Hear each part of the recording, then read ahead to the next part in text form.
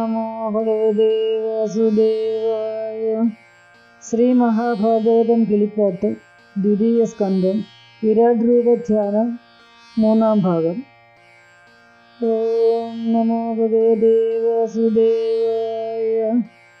ഏകദന്തം മഹാകായം തപ്തകാഞ്ചനസന്നിഭം ലംബോദരം വിശാലാക്ഷം വന്ദേഹം ഗണനായകം.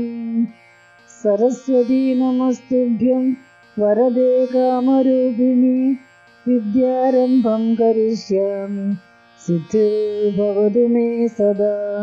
സദാശിവസമാരംഭം ശങ്കരാചാര്യമധ്യമം അസ്മദാചാര്യപര്യന്തം വന്ദേ ഗുരുപരമ്പരാ.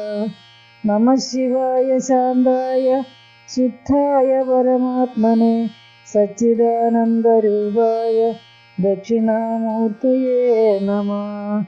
കൃഷ്ണായ വാസുദേവായ ദേവകീനന്ദനായ ച നന്ദഗോപകുമാരായ ഗോവിന്ദായ നമോ നമഃ. ഹരേ രാമ രാമ രാമ ഹരേ ഹരേ, ഹരേ കൃഷ്ണ കൃഷ്ണ കൃഷ്ണ ഹരേ ഹരേ.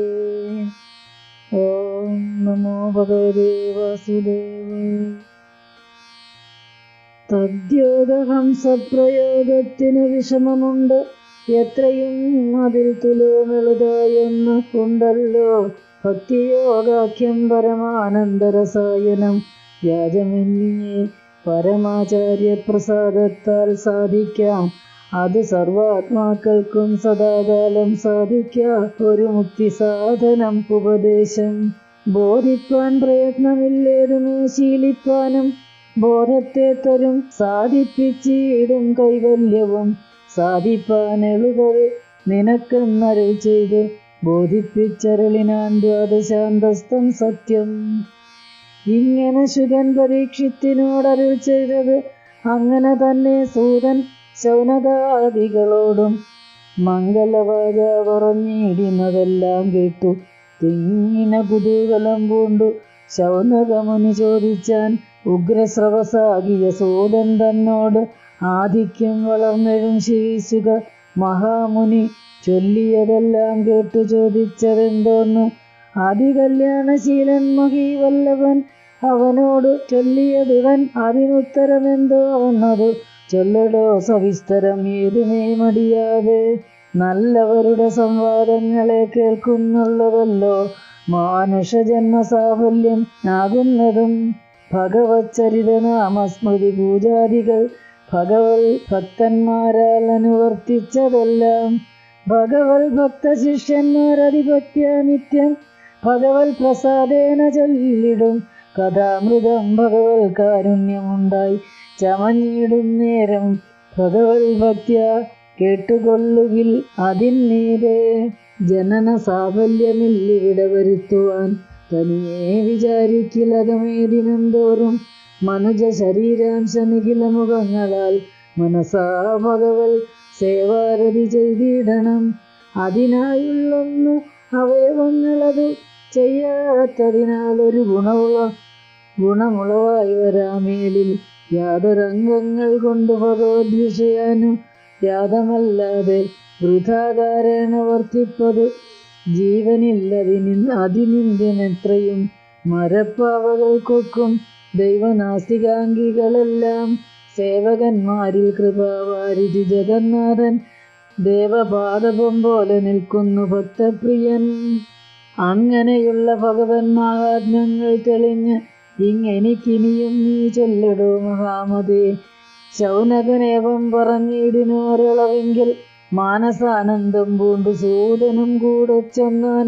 ശ്രീശുകൻ അരുൾ ചെയ്ത ഭഗവദ്ധ്യാനാമൃതം ആശയം തെളിവോളം പാനം ചെയ്തവനീശൻ ദിവ്യചേതസ കനിവോടുടൻ സർവേന്ദ്രിയ സേവ്യനായ അഖില ലോകൈകകാരണനായ മാധവനുടെ ജഗത് സർഗാദി ചരിത്രങ്ങൾ ആദിതീർത്തിന്നും പുരുഷാർത്ഥ സാധനം ചെമ്മേ മോദമാർന്ന് അരുൾ ചെയ്യെന്ന് ഇങ്ങനെ വിചാരിച്ചത് ആദരപൂർവം കേട്ടു ശ്രീശുക മുനീന്ദ്രനും ഭാഗവതാഖ്യം ഇവനിന്നു ഞാൻ കേൾപ്പിപ്പനെന്ന് ആഗമാന്താർത്ഥപ്പൊരുളാകിയ ഭഗവാനെ ശ്ലോകങ്ങൾ കൊണ്ടു നന്നായി സ്തുതിച്ച് നമസ്കരിച്ച് ഏകാത്മവാക്യപ്രസാദം മമ ദിനം പ്രതി ശീലിപ്പാനരുളുകെന്നർത്ഥിച്ചു വിരിഞ്ച കീലാലത സംവാദം കൊണ്ടാരംഭിച്ചരുളിനാൻ.